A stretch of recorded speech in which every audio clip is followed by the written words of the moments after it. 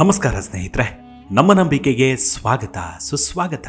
ಸ್ನೇಹಿತರೆ, Balakrishna alias Balanna 3 ದಶಕಗಳು cine ರಸಿಕರಿಗೆ ಹಬ್ಬದೌತಣವನ್ನ ನೀಡಿದ ಅತ್ಯದ್ಭುತ ನಟ. ನಮ್ಮ ಹೆಮ್ಮೆಯ ನಟ ಸಾರ್ವಭೌಮ ರಾಜ್ಕುಮಾರ್ ಅವರ ಬಹುತೇಕ ಸಿನಿಮಾಗಳಲ್ಲೂ ಬಾಲಣ್ಣ ನಟಿಸಿದ ಕೀರ್ತಿ ಅವರದ್ದು. ಕನ್ನಡದ ಸಿನಿ ಪ್ರಿಯರನ್ನ ಹಲವು ದಶಕಗಳ ಕಾಲ ತಮ್ಮ ತೀಕ್ಷ್ಣ ಹಾಗೂ ನೈಜ ಅಭಿನಯದಿಂದ ರಂಜಿಸಿದವರು. ನಮ್ಮ ಕನ್ನಡ ಸಿನಿಮಾ ರಂಗ ಕಂಡ ಅತ್ಯದ್ಭುತ ನಟ ಮಾತ್ರವಲ್ಲ, ಎಲ್ಲರಿಗೂ ಮಾದರಿಯಾಗಿ ಬದುಕಿ ಹೋದ ಕುಸುಮವಿದ್ದಂತೆ. ಕಪಾಳಕ್ಕೆ ಬಿದ್ದ ಹೊಡೆತದಿಂದ ಕಿವುಡಾದರೂ ಕೂಡ ಸನ್ನೆಯಲ್ಲಿಯೇ ಅರ್ಥೈಸಿಕೊಂಡು ಕನ್ನಡ ಚಲನಚಿತ್ರದಲ್ಲಿಯೇ ಹಗಲಿರುಳು ದುಡಿದು ಹೆಸರು ಪಡೆದ ಅಪ್ರತಿಮ ಕಲಾವಿದರೆ ಟಿ.ಎನ್. ಬಾಲಕೃಷ್ಣರು. ತಮ್ಮ ಪ್ರತಿಭೆಯ ಮೂಲಕ ಜನಮನ ಗೆದ್ದ ಬಾಲಣ್ಣ ಅವರ ವಿಭಿನ್ನ ನಟನೆಯೇ ನಮ್ಮೆಲ್ಲರ ಅಂತರಂಗದಲ್ಲಿ ಚಿರಸ್ಥಾಯಿಯಾಗಿ ಉಳಿದು ಬಿಟ್ಟಿದೆ. ಕನ್ನಡ ಚಿತ್ರರಂಗ ಕಂಡ ಅತ್ಯಂತ ಪ್ರತಿಭಾವಂತ ನಟ. ಸುಮಾರು 550ಕ್ಕೂ ಅಧಿಕ ಸಿನಿಮಾಗಳಲ್ಲಿ ವಿಭಿನ್ನ ಪಾತ್ರಗಳಲ್ಲಿ ನಟಿಸಿದ್ದ ಕಲಾವಿದ. ಕನ್ನಡ ಚಿತ್ರರಂಗಕ್ಕಾಗಿ ಒಂದು ಸ್ಟುಡಿಯೋ ಬೇಕು ಅಂತ ತನ್ನ ಜೀವಮಾನದಲ್ಲಿ ದುಡಿದ ಹಣವೆಲ್ಲವನ್ನು ಸುರಿದು ಅಭಿಮಾನ್ ಸ್ಟುಡಿಯೋವನ್ನ ಕಟ್ಟಿದ ಸ್ವಾಭಿಮಾನಿ. ಇಷ್ಟೆಲ್ಲ ತ್ಯಾಗ ಮಾಡಿದ ಮಹಾನಟನ ಬದುಕು ಮಾತ್ರ ನಾವಂದುಕೊಂಡಂತಿರಲಿಲ್ಲ. ಅವರ ವೃದ್ಧಾಪ್ಯದಲ್ಲಿ ಇನ್ನಿಲ್ಲದ ನರಕ ಯಾತನೆ ಅನುಭವಿಸಿ ಕಣ್ಣೀರಿನಲ್ಲೇ ವಿದಾಯ ಹೇಳಿದ ಮೇರು ನಟ ನಮ್ಮ ಬಾಲಣ್ಣ. ಬನ್ನಿ, ಹಾಗಿದ್ರೆ ಇವತ್ತಿನ ಸಂಚಿಕೆಯಲ್ಲಿ ಬಾಲಕೃಷ್ಣರ ಕುರಿತಾದ ಕೆಲವೊಂದಷ್ಟು ಕುತೂಹಲ ಭರಿತ ಜೀವನಗಾಥೆಯನ್ನು ಹಂಚಿಕೊಳ್ಳೋಣ. ಅದಕ್ಕೂ ಮುನ್ನ ನಮ್ಮ ನಂಬಿಕೆಗೆ ನಿಮ್ಮ ಬೆಂಬಲವಿರಲಿ. ಸ್ನೇಹಿತರೆ, ಕನ್ನಡ ಚಿತ್ರರಂಗದಲ್ಲಿ ಹೆಸರು ಮಾಡಿದ ಮಹಾನ್ ಕಲಾವಿದರಲ್ಲಿ ಟಿ.ಎನ್. ಬಾಲಕೃಷ್ಣ ಕೂಡ ಒಬ್ಬರು. ಕೇವಲ ನಟರಾಗಿ ಒಂದೇ ಅಲ್ಲದೆ ನಿರ್ಮಾಪಕರಾಗಿಯೂ ತಮ್ಮನ್ನು ತಾವು ತೊಡಗಿಸಿಕೊಂಡವರು. ಸುಮಾರು 550ಕ್ಕೂ ಹೆಚ್ಚು ಚಿತ್ರಗಳಲ್ಲಿ ಅಭಿನಯಿಸಿದ್ದಾರೆ. ಹಾಸ್ಯ ಚಟಾಕಿ ಹಾರಿಸುತ್ತಾ ಗಾಂಭೀರ್ಯದೊಂದಿಗೆ ಖಳನಾಯಕನಾಗಿ ಪೋಷಕ ಪಾತ್ರದೊಡನೆ ಮಿಂಚಿ ಯಾವ ಪಾತ್ರಕ್ಕೂ ಸೈ ಎನ್ನುತ್ತಾ ಕನ್ನಡಿಗರ ಮನಗೆದ್ದ ಕಲಾವಿದ. ಇಂದು ನಮ್ಮೊಂದಿಗೆ ಇಲ್ಲದಿದ್ದರೂ ಸಿನಿಮಾಗಳ ಮೂಲಕವಾಗಿ ಯಾವಾಗಲೂ ಜೀವಂತವಾಗಿದ್ದಾರೆ ಟಿ.ಎನ್. ಬಾಲಕೃಷ್ಣ. ಬಾಲಣ್ಣ 1996 ನವೆಂಬರ್ 2ರಂದು ಜನಿಸ್ತಾರೆ. ಇವರ ತಂದೆ ತಾಯಿ ದಿನಗೂಲಿ ಕೆಲಸಗಾರರು. ಇದ್ದಕ್ಕಿದ್ದಂತೆ ತಂದೆ ಅನಾರೋಗ್ಯದಿಂದ ಬಳಲುತ್ತಿರುವಾಗ ತಾಯಿ ಭಿಕ್ಷೆ ಬೇಡುವ ಪರಿಸ್ಥಿತಿ ಎದುರಾಯಿತು.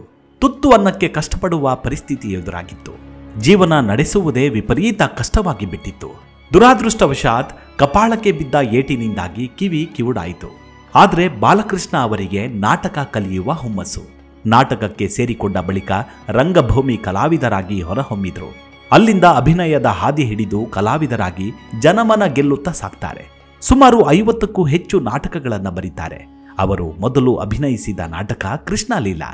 ಚಾಮುಂಡೇಶ್ವರಿ, ಗುಬ್ಬಿ ಕಂಪನಿಗಳಲ್ಲಿ ಅಭಿನಯಿಸಿದ್ದ ಬಾಲಣ್ಣ ನೀಲಾಂಜನೆ, ಚಿತ್ರಾಂಗದೆ ಮುಂತಾದ 50 ನಾಟಕಗಳನ್ನು ಬರೆದಿದ್ದಾರೆ.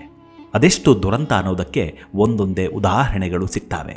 ಎಲ್ಲ ಸರಿ ಇದೆ ಎನ್ನುವಾಗಲೇ ಅವರ ತಂದೆಗೆ ದೊಡ್ಡ ಕಾಯಿಲೆ ಬರುತ್ತೆ. ಆಗ ಅರಸೀಕೆರೆಯ ಆಸ್ಪತ್ರೆಯಲ್ಲಿ ತೋರಿಸಿದಾಗ ಜೀವ ಉಳಿಬೇಕು ಅಂದ್ರೆ ಬೆಂಗಳೂರಿನ ಆಸ್ಪತ್ರೆಗೆ ತೋರಿಸಿ ಅಂತ ವೈದ್ಯರು ಹೇಳ್ತಾರಂತೆ. ಆದರೆ ಚಿಕಿತ್ಸೆಗೆ 4 ರೂಪಾಯಿ ಬೇಕಿರುತ್ತೆ. ಆಗ ಮಂಡಿ ವ್ಯಾಪಾರಿಯ ಪತ್ನಿಯೊಬ್ಬರಿಗೆ 8 ರೂಪಾಯಿಗೆ ಬಾಲಣ್ಣನನ್ನ ಅವರ ತಾಯಿ ಮಾರುತ್ತಾರಂತೆ. ಆ ಸಾಕುತಾಯಿ ಬಾಲಕನನ್ನ ಅರಸೀಕೆರೆಯ ಶಾಲೆಗೆ ಸೇರಿಸ್ತಾಳೆ. ಆದರೆ 8ನೇ ವಯಸ್ಸಿಗೆ ಬಾಲಣ್ಣನ ಶ್ರವಣ ಶಕ್ತಿ ಸಂಪೂರ್ಣ ಮಾಯವಾಯಿತು. ಕಲಿಕೆ ಕಷ್ಟವಾಗತ್ತೆ. ಲೋಯರ್ ಸೆಕೆಂಡರಿ ದಾಟುವುದೇ ಕಷ್ಟವಾದಾಗ ಕಲೆಯ ಕಡೆಗೆ ಆಸಕ್ತಿ ಹೊರಳಿತು. ಸ್ನೇಹಿತರ ಜೊತೆಗೂಡಿ ನಾಟಕವಾಡುವ ಹವ್ಯಾಸ ಬಲವಾಯಿತು. ಒಮ್ಮೆ ಸಾಕು ತಂದೆಯ ಜೇಬಿನಿಂದ ದುಡ್ಡು ಕದ್ದು ಸಿಕ್ಕಿಬಿದ್ದಾಗ ಸಾಕುತಾಯಿ ಮನೆಯಿಂದಲೇ ದೂರ ಓಡಿಸ್ತಾಳೆ. ಅಲ್ಲಿಗೆ ಇದ್ದ ಮನೆಯ ಋಣವೂ ತೀರಿತ್ತು. ಜಗತ್ತೇ ಮನೆಯಾಯಿತು. ನಾಟಕ ಕಂಪನಿಯ ಗೇಟು ಕಾಯುವುದು, ಬೋರ್ಡು ಬರೆಯುವುದು, ಪೋಸ್ಟರ್ ಅಂಟಿಸುವುದು, ಹೀಗೆ ಆರಂಭವಾದ ಇವರ ವೃತ್ತಿ ಜೀವನ ಮುಂದೆ ರಂಗಭೂಮಿಯ ನಟನೆಗೆ ತಿರುಗಿತ್ತು. ಬಾಲಕೃಷ್ಣರು ಜೀವನದಲ್ಲಿ ಸಾಕಷ್ಟು ಕಷ್ಟ ಸುಖಗಳನ್ನು ಕಂಡಿದ್ದವರು. ಪೋಷಕ ಕಲಾವಿದರಾಗಿ ಖಳನಾಯಕರಾಗಿ ಮಿಂಚಿದ್ದರೂ ಕೂಡ ಅವರಿಗೆ ಕಿವಿಯ ಸಮಸ್ಯೆ ಕಾಡ್ತಿತ್ತು. ಸರಿಯಾಗಿ ಕೇಳಿಸ್ತಿರಲಿಲ್ಲ. ಇಂತಹ ಸಂದರ್ಭದಲ್ಲಿಯೂ ಎದುರಿಗಿದ್ದ ನಟರ ತುಟಿಯ ಚಲನೆಗಳನ್ನ ನೋಡಿಯೇ ಡೈಲಾಗ್ ಹೇಳುತ್ತಿದ್ದ ಪ್ರತಿಭೆ ಇವರದ್ದು. ಕೊನೆಯ ದಿನಗಳಲ್ಲಿ ಅವರ ಕಿವಿ ಕೇಳಿಸುತ್ತಲೇ ಇರಲಿಲ್ಲ. ಇದು ಅವರನ್ನ ತುಂಬಾ ಕಾಡಿಸುತ್ತಿತ್ತು. ಎದುರುಗಡೆ ಹೇಳಿದ್ದು ಏನೂ ಕೇಳಿಸುತ್ತಲೇ ಇರಲಿಲ್ಲ. ಹೀಗಿದ್ದರೂ ಎದುರುಗಡೆ ಇದ್ದ ತುಟಿ ಚಲನೆಯನ್ನ ನೋಡಿಕೊಂಡು ಆಕ್ಟಿಂಗ್ ಮಾಡ್ತಿದ್ದರಂತೆ. ಬಾಲಕೃಷ್ಣರು ಆರಂಭದಲ್ಲಿ ನಾಟಕಗಳಲ್ಲಿ ನಟಿಸಿದ್ರು. ಬಳಿಕ ಸಿನಿಮಾಗಳಲ್ಲಿ ಹೆಚ್ಚು ಸಕ್ರಿಯರಾದರು. ಮೊದಮೊದಲು ಅವರಿಗೆ ಚಿಕ್ಕ ಪುಟ್ಟ ಪಾತ್ರಗಳು ಸಿಗ್ತಿದ್ವು. ಆನಂತರ ಗುರುತು ಹಿಡಿಯುವಂತಹ ಪಾತ್ರಗಳು ಸಿಗುವುದಕ್ಕೆ ಶುರುವಾಗಿತ್ತು. ವಿಜಯನಗರದ ವೀರಪುತ್ರದ ಸಿನಿಮಾದ ಶೂಟಿಂಗ್ ಚೆನ್ನೈನ ಮರೀನಾ ಬೀಚ್ನಲ್ಲಿ ನಡೆಯುತ್ತಿತ್ತು. ರಾತ್ರಿ ಶೂಟಿಂಗ್ ಇದ್ದಿದ್ದರಿಂದ ಇವರ ಸೀನ್ ತಡವಾಗಿತ್ತು. ಹಾಗಾಗಿ ಬೀಚ್ನಲ್ಲಿ ಮಲಗಿದ್ದರಂತೆ. ಆಗ ಚಿತ್ರತಂಡ ಇವರು ಮನೆಗೆ ಹೋಗಿದ್ದಾರೆಂದು ಪ್ಯಾಕಪ್ ಮಾಡಿತ್ತು. ಆಗ ಅದೇ ಜರಿ ಜರಿ ಲಂಗವನ್ನ ಕಿರೀಟವನ್ನ ಹಾಕಿಕೊಂಡು ದಾರಿಯಲ್ಲಿ ಬರುವಾಗ ಎಲ್ಲರೂ ವಿಚಿತ್ರವಾಗಿ ನೋಡಿದ್ದರಂತೆ.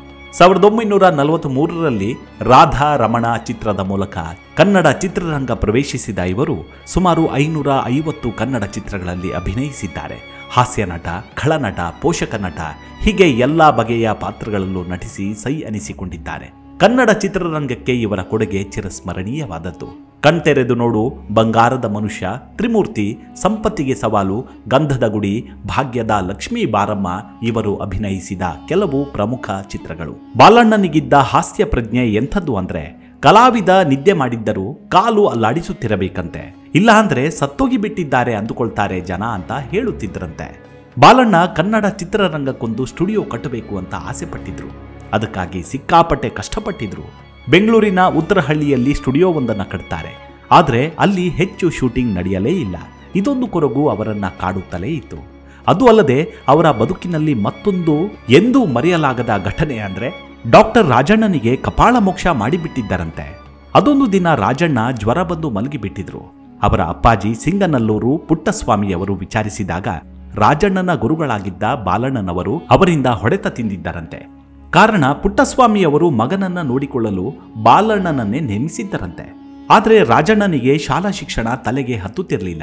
ಹೀಗಾಗಿ ಬಾಲಣ್ಣ ಸರಿಯಾಗೆ ಬಾರಿಸಿದ್ದರಂತೆ. ತಂದೆ ಪುಟ್ಟಸ್ವಾಮಿಯವರು ಬಾಲಣ್ಣ ಅವರ ಬಳಿ ಬಂದು, ಮಗ ಮುತ್ತುರಾಜ ನಿಮ್ಮ ಹೊಡೆತ ತಾಳಲಾರದೆ ಜ್ವರ ಬಂದು ಮಲಗಿಬಿಟ್ಟಿದ್ದಾನೆ, ಚಿಕ್ಕ ಮಗು ಹೊಡೆತ ತಾಳಲಾಗದು ಎಂದು ಅಪ್ಪ ಹೇಳಿಕೊಂಡಿದ್ದಾರಂತೆ. ಆದರೆ ಬಳಿಕ ಮುತ್ತುರಾಜವರು ಚಿತ್ರರಂಗಕ್ಕೆ ಬಂದು ಡಾಕ್ಟರ್ ರಾಜ್ಕುಮಾರ್ ಆಗಿ ಬದಲಾಗ್ತಾರೆ. ಹಿರಿಯ ನಟ ಹಾಗೂ ತಮ್ಮ ಗುರುಗಳಾದ ಬಾಲಣ್ಣನ ಜೊತೆಗೂ ಡಾಕ್ಟರ್ ರಾಜ್ಕುಮಾರ್ ಅವರು ಬಹಳ ಸಿನಿಮಾಗಳಲ್ಲಿ ನಟಿಸಿದ್ದಾರೆ. ಅವರಿಬ್ಬರ ಗುರು ಶಿಷ್ಯರ ಸಂಬಂಧ ಹಾಗೇ ಉಳಿದಿತ್ತು. ತಾವು ದೊಡ್ಡ ನಟರಾಗಿ ಬೆಳೆದರೂ ಕೂಡ ಡಾಕ್ಟರ್ ರಾಜ್ಕುಮಾರ್ ಅವರು ಬಾಲಣ್ಣನ ಬಗ್ಗೆ ಅದೇ ಗೌರವ ಹೊಂದಿದ್ರು.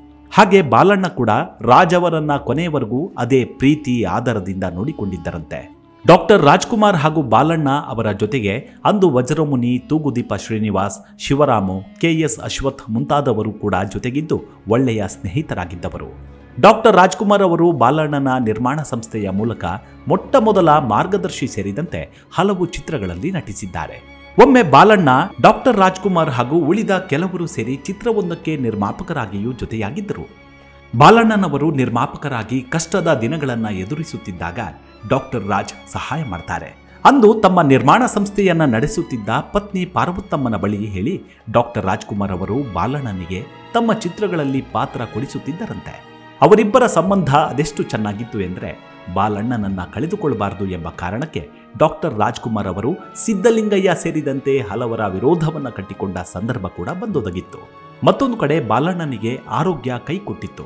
ಶ್ವಾಸಕೋಶದ ಕ್ಯಾನ್ಸರ್ನಿಂದ ಬಳಲುತ್ತಿದ್ರು. ಬಹಳ ಕಷ್ಟಪಡುವರು. ಅವರಿಗೆ ತಿನ್ನುವುದಕ್ಕೂ ಕುಡಿಯುವುದಕ್ಕೂ ಬಹಳ ಕಷ್ಟವಿತ್ತು. ಮರಣದಂಡನೆ ವಿಧಿಸಿದ ಕೈದಿಗಳಿಗೆ ಕೂಡ ಕೊನೆಯ ಆಸೆ ಅಂತ ಕೇಳ್ತಾರೆ. ನಾನು ಸಾಯುವುದಕ್ಕೆ ಹತ್ತಿರ ಬಂದಿದ್ದೀನಿ, ನನ್ನ ಕೊನೆಯ ಆಸೆ ಏನು ಅಂತ ಕೇಳುವುದಕ್ಕೆ ಯಾರೂ ಗತಿ ಇಲ್ಲವಲ್ಲ ಎಂದು ದುಃಖಿಸುತ್ತಿದ್ದರಂತೆ. ಬಾಲಣ್ಣ ಅವರು ಜುಲೈ 19, 1996ರಂದು ಕ್ಯಾನ್ಸರ್ನಿಂದ ನಿಧನರಾಗ್ತಾರೆ. ಅವರ ಜೀವಮಾನದ ಸಾಧನೆಗಾಗಿ 1989-90ರಲ್ಲಿ ಪುಟ್ಟಣ್ಣ ಕಣಗಾಲ್ ಪ್ರಶಸ್ತಿ, ಬಂಗಾರದ ಮನುಷ್ಯ ಚಿತ್ರದ ಅಭಿನಯಕ್ಕೆ ಶ್ರೇಷ್ಠ ಪೋಷಕ ನಟ ಪ್ರಶಸ್ತಿ ಅವರದ್ದಾಗಿತ್ತು. ಅಂತೂ ಇಂದಿಗೂ ನಮ್ಮ ಬಾಲ್ಯ ಹಾಗೂ ಬದುಕನ್ನ ಕಾಡುವ ಪಾತ್ರಗಳಲ್ಲಿ ಹಿರಿಯ ನಟ ಬಾಲಣ್ಣ ಕೂಡ ಒಬ್ಬರು. ಮುಂದಿನ ಸಂಚಿಕೆಯಲ್ಲಿ ಸಿಗೋಣ. ಅಲ್ಲಿವರೆಗೂ ನಿಮ್ಮ ಆರೋಗ್ಯದ ಕಡೆ ಗಮನವಿರಲಿ. Take care. ನಮಸ್ಕಾರ.